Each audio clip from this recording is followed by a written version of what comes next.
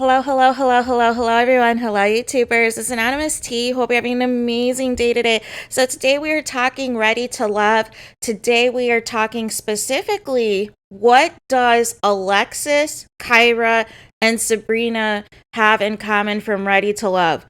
What am I talking about? So, Alexis, season 2, Kyra, season 4, and Sabrina, season 6.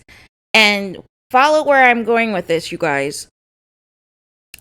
Most, if not all, of the men were sweating these ladies, were in most of these men's top choices, right? And the women in this regard did not make a decision until it was towards the very end, which some of the dudes felt a certain type of way because they wanted these women to choose them outright from the jump. And so what happened was, in the case of Alexis, is that, she's still dating around, even though we find out, later on, she's really all about London. But London was doing the same thing she was doing, and he was, basically narrowing it down to her and Divine. And so clearly, she was set on London at some point, but then he flipped it and chose Divine. So then she went with her backup choice, Brent, which ultimately didn't work out, right? Season 4, Houston. Kyra. Kyra likes all the men. The men were, always saying she was in their top. Even men who had connections with other ladies, that was causing some discord, right? But at some point, Kyra had Jason as her top pick, right? At some point, there was more to their connection than what was being shown. And due to the passion that they had for each other, there was clearly a lot more deeper things that was happening than what we were led on to believe, right? But ultimately, Jason was like, oh, okay, you're not going to choose me yet, or you're still saying you're undecided at the end of this process. Okay, I'm going to go with Liz, and I'm going to, do it up with Liz, and she's going to be my choice, and because you didn't make a decision. And we saw the aftermath of that. We saw that there was still tension, there were still issues there, right? And then fast forward to this season with Sabrina, where again, most of the men were feeling her. Tori was crazy about her, probably showed his hand too soon, probably did a little bit too much too soon. That probably, turned off Sabrina as a result. And then, but I saw from the start that she was always about Demetrius. They looked like they were into each other. And then, Demetrius isn't really giving a lot to Sabrina. He's not really showing how he truly feels about her. So in pops Donovan, you guys. And Donovan and Sabrina, I thought they were going to end up together because they have so much in common. They were both recently divorced. They had an amazing chemistry. They're both from, California, and they were just clicking, you guys. And the tension was there, the chemistry was there, everything was there. But at some point in the process, Sabrina still preferred Demetrius.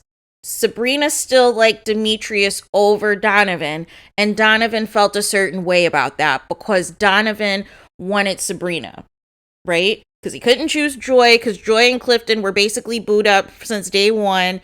He probably actually really wanted Tina, but Tina was really over this process, right? She was over this process. She was over trying to fake the funk with these people, so she was already out. So really it was Sabrina, and then ultimately it ended up, with the rebound situation that he has going on now with Carmen. Like, let's just keep it a buck, you guys. Let's keep it a buck on what it is. And so ultimately, because Donovan was pressed that once he saw the writing on the wall that Sabrina was more interested in Demetrius than him, that was when he decides to tell Demetrius, oh yeah, Sabrina and I kissed off camera and we did all this, a couple weeks ago and this and that, which then has Demetrius feeling a certain type of way. Because Donovan was like, oh, you're not going to choose me. I'm going to sabotage your other connection. And that was the level of petty that was happening. So there was that. And ultimately, because things were already rocky with Sabrina and Demetrius, and then Demetrius tells his mother about Sabrina and Donovan kissing, Sabrina was like, oh, no. We're not going to be meeting your mom. And she already has a negative image of me painted by you because she doesn't have the full story of when this kiss happened, what the dynamics of everything was back then that happened over a couple of weeks ago. She's thinking this happened recently because of the timing of when Donovan dropped it. And already has, that view in her mind, like, okay, is she really into my son, or is this a situation where he's just a rebound because things didn't work out with, the guy that you actually kissed? So from that perspective, Sabrina was basically like, okay, I can't move forward with Demetrius. We're not at this level yet. I need to choose myself. And if you're paying attention, Donovan and Carmen are basically doing the same type of thing that Liz and Jason did, right? Where they're going on this promo tour, they're doing interviews, they're really selling like this relationship is the thing, and this and that. Like, I see through it all, you guys. I see through it all. Because if you're so into your connection with Carmen, why are you doing Golden Girls videos that has nearly 20,000 views on your Instagram? All that tells me with how heated things were between Donovan and Sabrina at the reunion is not only is there still sexual tension there, but there's definitely some underlying feelings there. And then you both still admit that you guys enjoyed the kiss that you guys had. Meanwhile, Donovan is supposedly supposed to be with Carmen. You see what I'm saying? So it's like they both met their match, but if it goes left, it's too volatile to maintain is the issue. But the reaction that Donovan still has to Sabrina, you don't feel that way about somebody you don't care about. You don't feel that much passion and that much energy about somebody that you don't care about.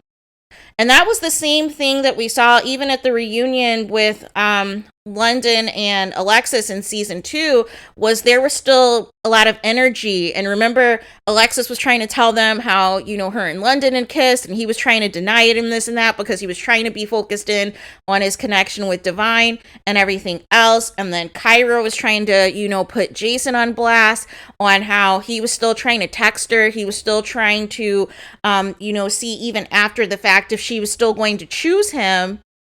Meanwhile, he's sitting there with Liz trying to play it cool, like he's not about that life, right?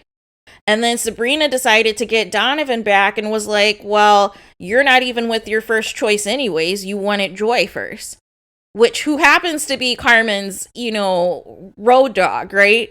And they're up here, going on trips and everything else together. So it's very interesting, though, the reaction that people have, because it seems as though it's okay for the men to have multiple women, basically competing for him. But it's a problem when the women are the standout of the season and all of the men are trying to get chose by her.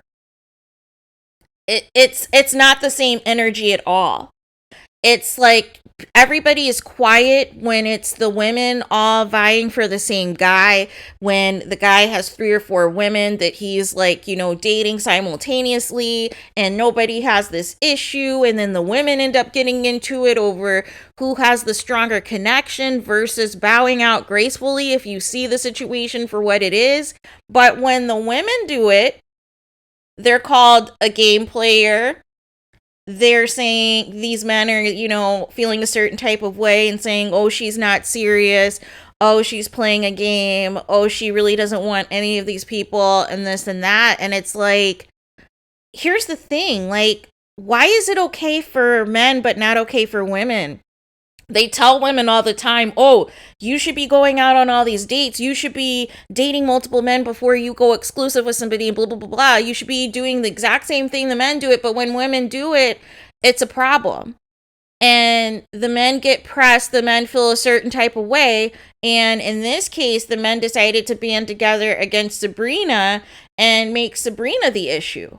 But all it was clear to me was that Sabrina saw the red flags.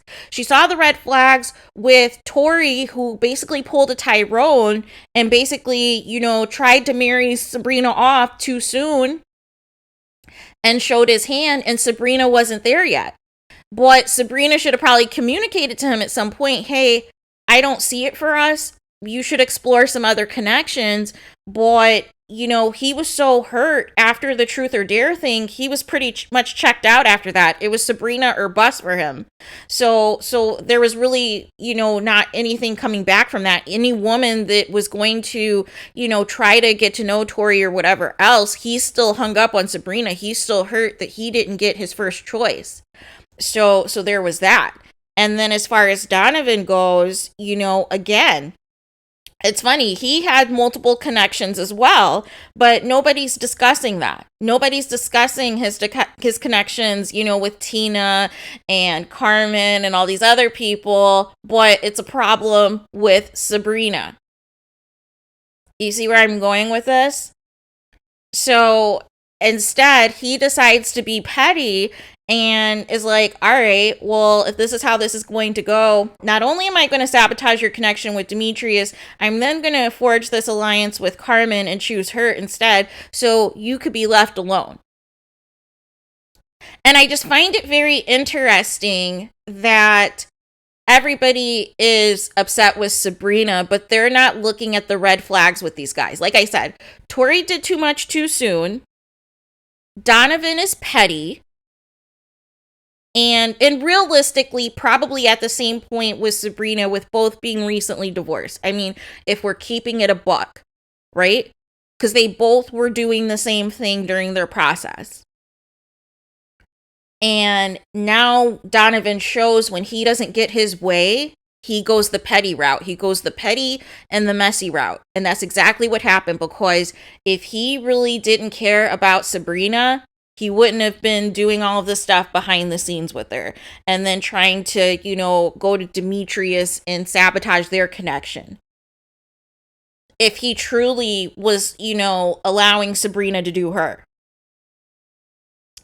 So he showed his petty side. And Demetrius has shown that, he still was doing the bare minimum. Unless there was something off camera, we basically saw the Demetrius who was doing the bare minimum and confirmed with his friend that he prefers a woman who's submissive, which is not going to work with a woman like Sabrina, who is an alpha female, who is going to want to wear the pants, is going to want to have some independence in certain things. Like when she stated she would, want a man to take her last name. Like, why does she need to take his and this and that? So there is that, you guys. But I just find it interesting that people have so much energy for Sabrina, but they're not seeing the parallels and the similarities, that this is exactly the same thing that happened with Alexis in season 2, that happened with Kyra in season 4, and now is happening with Sabrina in season 6. It seems like in particular, the second season of whatever location they're at. So we should basically project that season 8 in Miami, this is going to be something else that happens again, where again, there's going to be another Sabrina, another Kyra, another Alexis, that the men are all going to fawn over. She's going to weigh her options. She's going to continue to date all of them until she doesn't need to date them anymore, and ultimately make a decision. But the decision may not be her first choice either, because he's going to get frustrated and choose a rebound, choose his second, third, or fourth choice, because he's pissed that she's still dating around with multiple people. And then for the people who wanted Sabrina to tell Demetrius about the kiss, she's damned if she does, she's damned if she doesn't. Excuse my language. But it wasn't going to work. You guys keep forgetting what happened with Liz in season 4 of Houston. She was like, I'm going to be transparent. I'm going to tell all of my connections what I'm doing. So she decided to tell David, hey, me and Jason shared a kiss. And David lost it and basically came after her in front of their meeting with the family.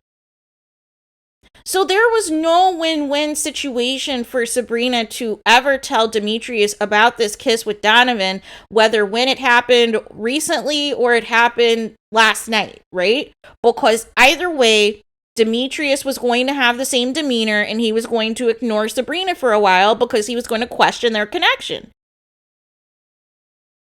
So this whole thing about, oh, I should have heard this from Sabrina, it wouldn't have mattered. Because if you like Sabrina and any dude that hears about another dude that's kissing a girl that you're into, that you're feeling, you're going to feel a certain type of way regardless.